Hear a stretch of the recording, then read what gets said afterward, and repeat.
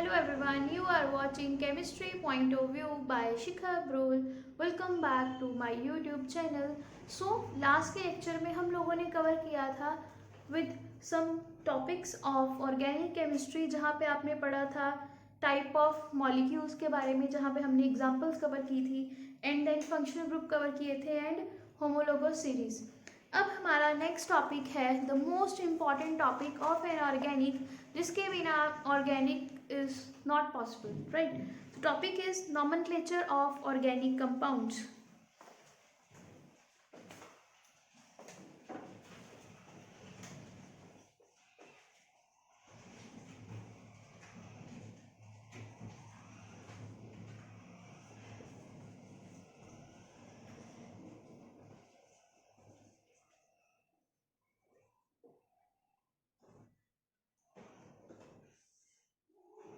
Nomenclature का simple सा meaning है कि हमने नेमिंग करनी है कंपाउंड्स की।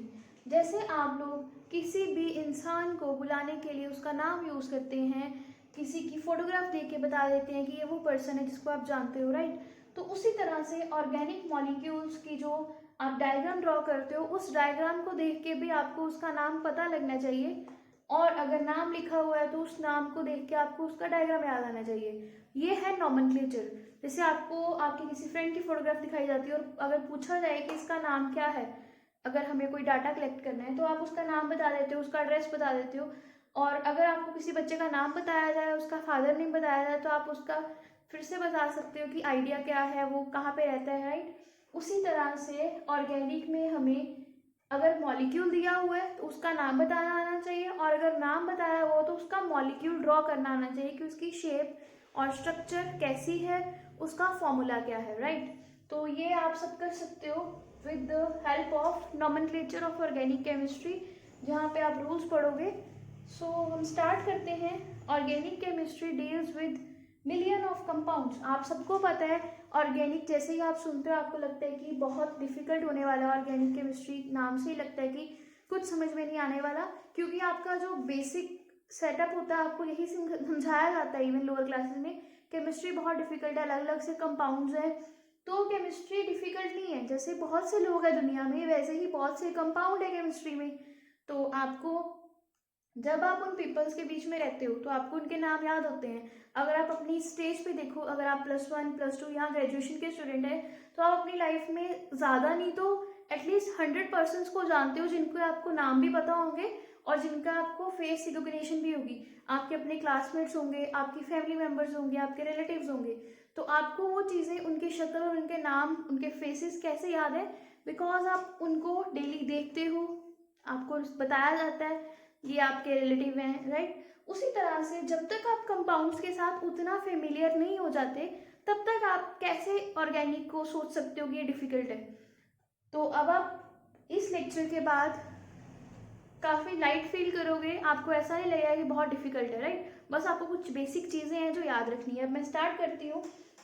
तो हमने स्टार्ट किया ऑर्गेनिक कंपाउंड्स के साथ। तो केमिस्ट्री में, ऑर्गेनिक केमिस्ट्री में बहुत सारे मिलियन ऑफ मॉलिक्यूल्स होते हैं। So in order to identify them, a systematic method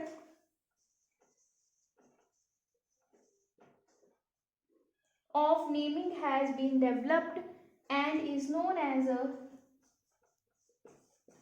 IUPAC naming। and इस IUPAC की फुल फॉर्म क्या होती है? International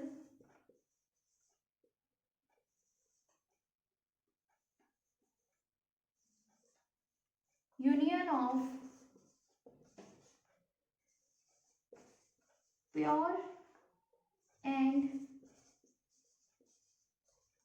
applied chemistry try to resemble the words।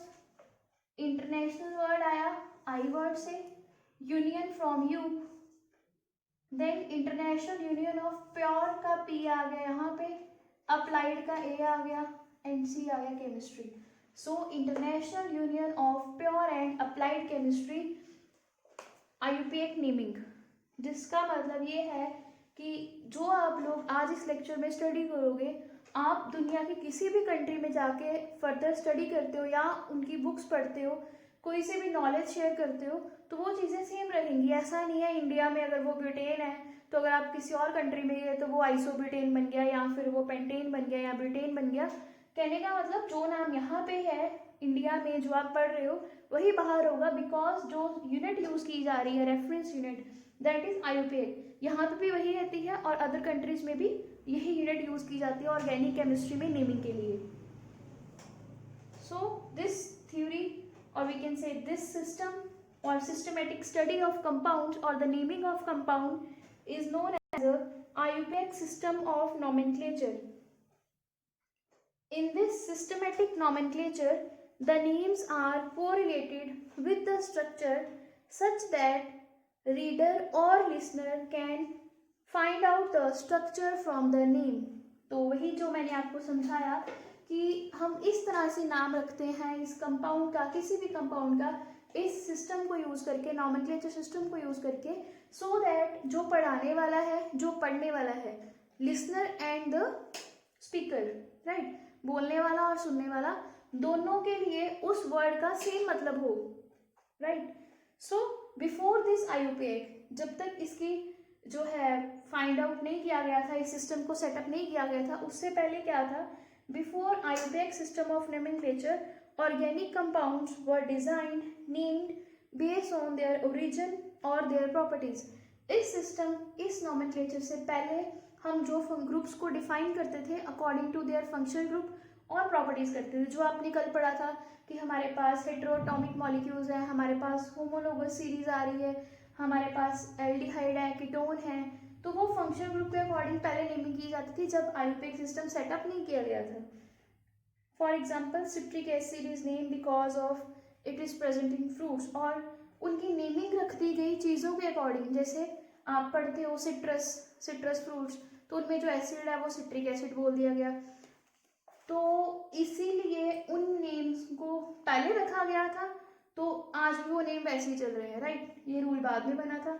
ऐसे ही जो रेड आंट होती है उसमें जो एसिड होता है दैट इज फॉर्मिक एसिड, और उसका जो मतलब होता है वो हमने वर्ड लिया हुआ है लैटिन से, लैटिन वर्ड होता है, लैटिन भाषा का वर्ड है दैट इज फॉर्मिका। सो ये कुछ ट्रेडिशनल नेम रख दिए गए थे जब ये सेटअप नहीं था नॉमेनक्लेचर का। सो इन नेम्स को हम बोलते हैं कॉमन नेम।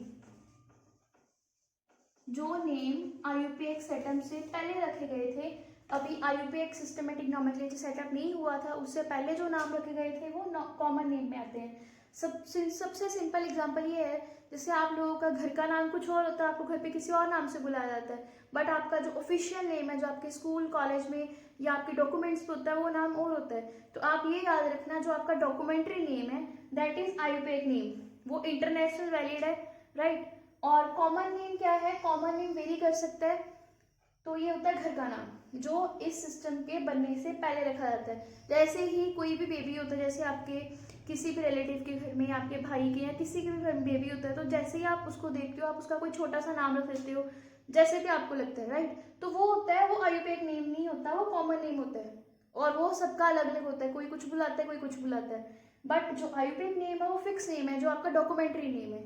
तो ये था IUPAC में और कॉमन नेम में डिफरेंस। आई थिंक आपको इस इजी से एग्जांपल के साथ अच्छे से याद रहेगा कॉमन नेम में और IUPAC नेम में क्या डिफरेंस है। कॉमन नेम घर का नाम, right, IUPAC name official name, और कॉमन नेम IUPAC नेम से पहले रखा जाता है क्योंकि घर का जो नाम होता है, जो बोला जाता है, वो हम पहले रखते हैं, IUPAC नेम बाद में रखते हैं, वो according to the all the things, जैसे जैसे रिलीजन्स और जो कुछ भी है, राइट। सो अब हम बात करते हैं आगे फर्दर टाइप ऑफ कंपाउंड्स की। जैसे आपको मैंने कल बताया था, हमारे पास एल्डिहाइड्स है, कीटोन्स है, फॉर्मिक एसिड है, और वी हैव कीटोन्स, एमाइड्स। तो वो सारे फंक्शनल ग्रुप के अकॉर्डिंग हम लोग नॉमेनक्लेचर यूज करेंगे, उसके रूल्स करेंगे, राइट। उससे पहले मैं आपको इस सिस्टम के बारे में थोड़ी सी डिटेल देना चाहती हूँ, IUPAC सिस्टम होता क्या है।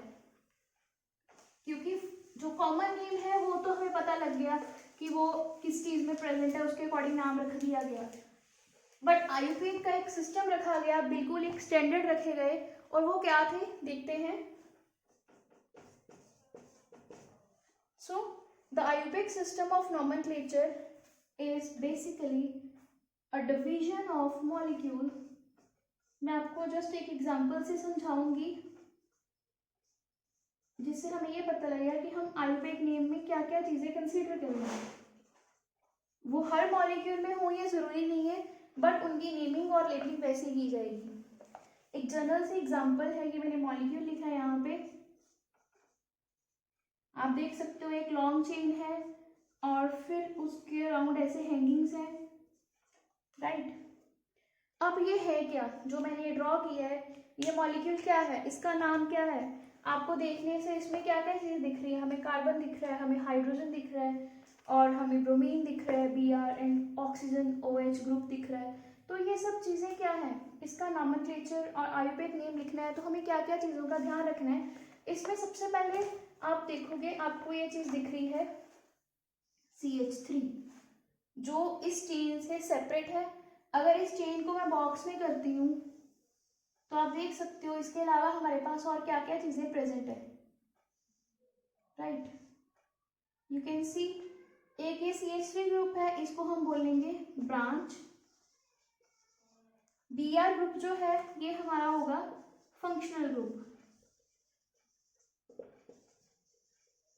आफ्टर दिस हमारे पास एक ऊपर OH ग्रुप है, this is also functional group.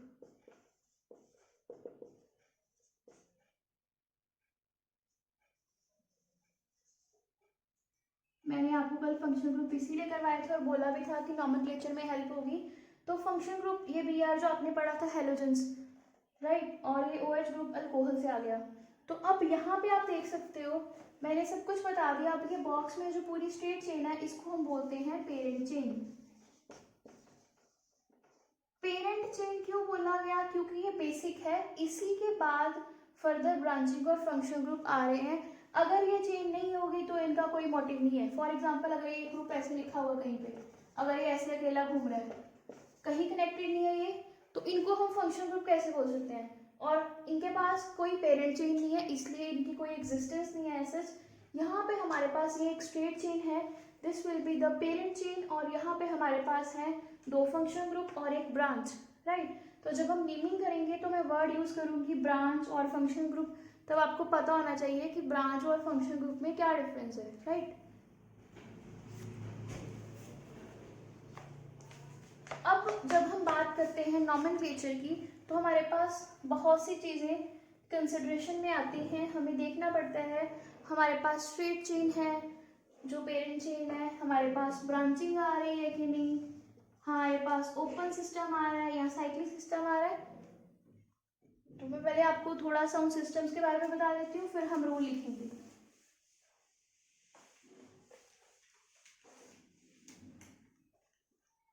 सबसे पहला जो टर्म आपको यूज करनी पड़ेगी, बार बार मैं बोलूंगी भी रूल्स में, straight chain hydrocarbons. Straight chain hydrocarbons का मतलब क्या है, स्ट्रेट चेन मतलब एक सीधी chain, hydrocarbon means hydrogen and carbon.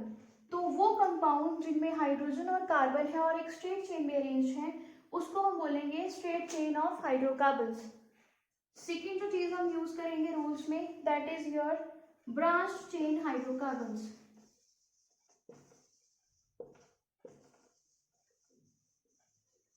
आपको अगर इसमें एग्जांपल लिखनी है तो आप यहाँ लिख सकते हो CH3 CH2 CH2 CH3, this is a straight chain, right, और इसका नाम होगा N ब्यूटेन, इस चेन का नाम।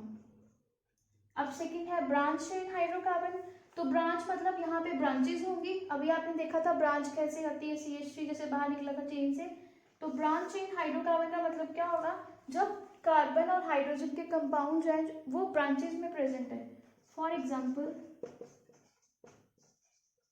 इसकी एग्जांपल भी आपने अभी की थी, this is a branch chain hydrocarbons.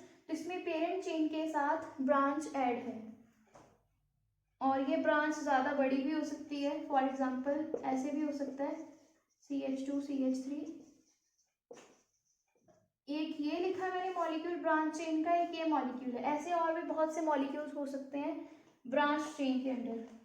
इसके अलावा जो आपको पता होना चाहिए ब्रांचिंग के अंडर ही, जो आपने आई होप 10th में पढ़ा होगा आईसो के बारे में, देखते हैं अभी एक रिवीजन होगी जो कॉमन नेम के अंडर हम यूज करते हैं, आइसो पेंटेन, नियो पेंटेन। तो वो था compound CH3 CH and CH3। तो अगर यहाँ पे कोई चेन होगी, जो भी चीज होगी, तो इसको रिप्रेजेंट करने के लिए हम लिख सकते हैं आइसोप्रोपाइल। सेकेंड लास्ट कार्बन के ऊपर CH3 है, राइट। यहाँ पे हम बोल सकते हैं 2 CH3 ग्रुप प्रेजेंट है, इट इज आइसोप्रोपाइल। और अगर हमारे पास ऐसा हो, अब आप देख सकते हो फर्क क्या आया, यहाँ पे एक CH3 की जगह पे एक CH2 और एक CH3 आ गया, तो इसका हम नाम रखेंगे सेकेंडरी ब्यूटाइल, क्योंकि यहाँ पे 4 कार्बन है और सेकेंडरी कार्बन है, जो कार्बन है वो 2 कार्बन के साथ अटैच है, तो सेकेंडरी ब्यूटाइल। और यहाँ पे 3 कार्बन थे, तो आइसोप्रोपाइल, प्रोपाइल फॉर 3 कार्बन्स।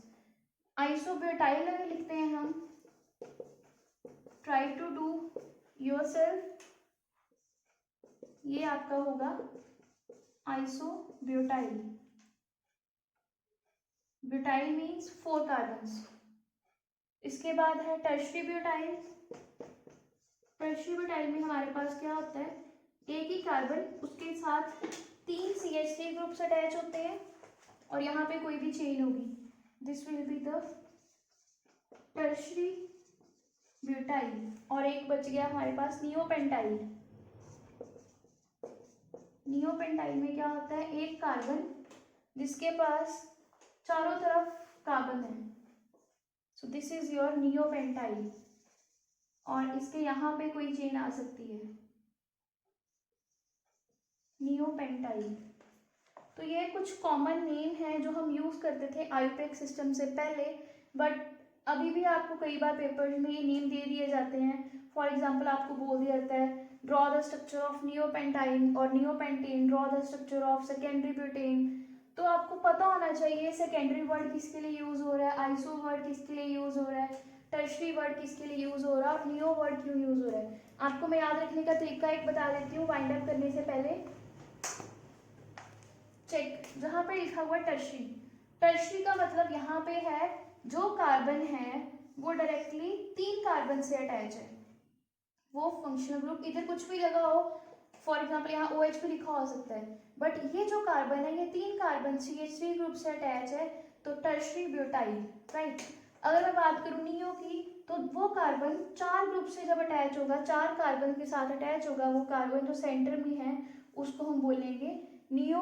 और अगर पेंटाइल 5 कार्बन है तो नियो पेंटाइल, अगर एक और कार्बन आ जाएगा तो नियो हेक्साइल। और यहाँ पे अगर आइसो, सेकेंड लास्ट कार्बन के ऊपर हमारे पास CH3 ग्रुप प्रेजेंट है, this will be the isopropyl. और सेकेंड कार्बन के ऊपर हमारे पास अगर ब्रांच है तो आइसोब्यूटाइल। यहाँ पे 4 कार्बन थे तो ब्यूटाइल बन गया, यहाँ पे 3 कार्बन है तो आइसोप्रोपाइल बन गया। और सेकेंडरी क्या है, हमारे पास कार्बन जो है वो 2 कार्बन के साथ अटैच है, राइट, तो बन गया सेकेंडरी ब्यूटाइल। ये थे कॉमन नेम्स जो आपको जनरली दे दिए जाते हैं कई बार पेपर में, और बोला जाता है इनका आईयूपैक नेम बताओ। तो जस्ट इमेजिन आपको बोला हुआ है नियोपेंटेन का आईयूपैक नेम बताओ, बस इतना ही लिखा हुआ है। तब अगर आपको इतना ही नहीं पता होगा नियोपेंटेन क्या है, तो आप लोग स्ट्रक्चर ड्रॉ नहीं कर पाओगे, और अगर आप स्ट्रक्चर ड्रॉ नहीं कर पाओगे तो आपको आईयूपैक नेम लिखने में बहुत प्रॉब्लम आने वाली है, क्योंकि जब तक आपको स्ट्रक्चर्स नहीं आएंगे तब तक आप आईयूपैक कभी कर नहीं सकते, और इसके बिना ऑर्गेनिक पॉसिबल ही नहीं है, right. So after this common names लिख लिया आपने ब्रांचिंग के। अब हम स्टार्ट करेंगे रूल्स के साथ। तो ये आप सबको क्लियर है, एक बार चेक कर लो।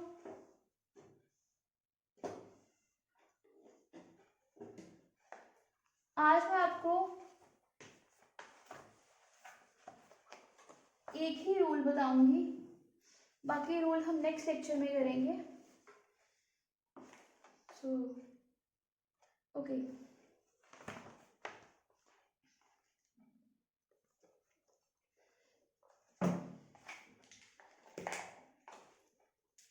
ये सबने कर लिया है। अब हम मूव ऑन करते हैं रूल्स के ऊपर।